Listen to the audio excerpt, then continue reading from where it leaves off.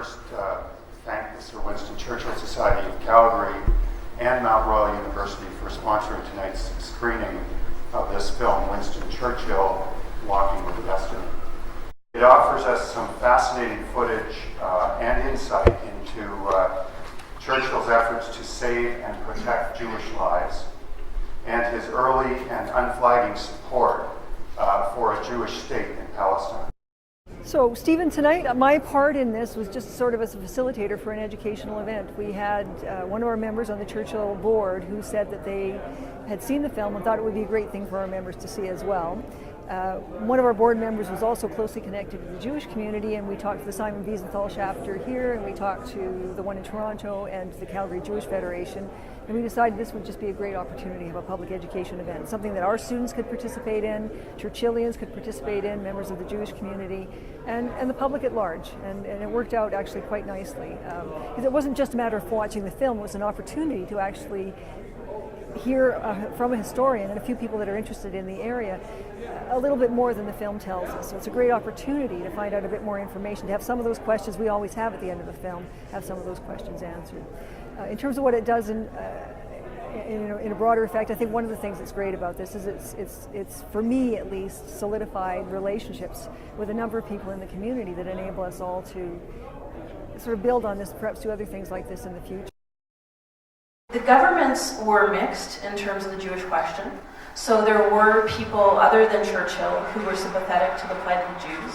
I mean, in Canada, the US, Great Britain, other places, we had fascist parties. We had broad-based anti-Semitism throughout the world. So when I'm reading Gilbert's book or watching the film, and I don't see him delve into the depths of what more could have been done, because that's a very difficult question, it's in part because that was all that could be done. Because it was normal to ignore the Jews. It was normal for a great many people to not recognize that what was happening to them could really happen, or that, it wasn't necessarily seen as a bad thing, because they were seen so much as the other. And in terms of the official position for the Canadian government, for example, we did not open the doors. We would argue that we're complicit. The British were not very different. I mean, Churchill pushed his cabinet to consider opening immigration, and after Kristallnacht, they took that seriously. And between 1938 and 1939, they managed to save 50,000 refugees. And they were focused on children. They were focused on allowing Jews not to come to Britain, but to protect them in going elsewhere. They supported that. Churchill supported that. The Americans, very similarly. There was great pressure from the Jewish population to welcome them in, and also huge pressure from elements of the population to not let them in. So, for example, when the refugee movement in Great Britain took hold in 1938, 1939, there was an equally vociferous movement among the British Fascist Party and fascist organizations to not allow that, because there were still British men out of work. So why would you bring in immigrants to take the jobs of good British working men? And that was part of a number of the unions, very similar in the US. So we have this element of complicity that Western society finds very difficult to look at. Well, my name is Caitlin, and I came because my mom was friends with Kori, and I was just really interested about the Holocaust and stuff, and she's kind of what inspired me to learn more. So when I saw that this was about the Holocaust in ways, and just wanted to come and learn some more. So, was there anything in particular that you're taking away tonight, or that surprised you, or you found interesting? I didn't really, I knew about Churchill and everything that he did. I knew of him, but I didn't know how involved he was, and I have a new respect for him and everything that he did for the Jews, and just how he led, actually, is amazing. My name is Donna Reback, and I'm part of the Jewish community here in Calgary.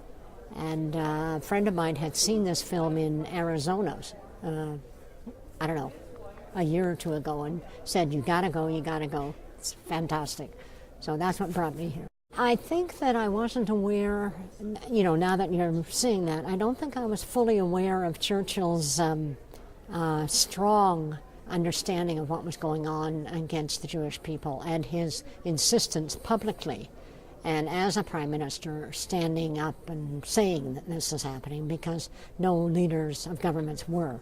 There were many individuals helping Jews, but not governments. Yeah.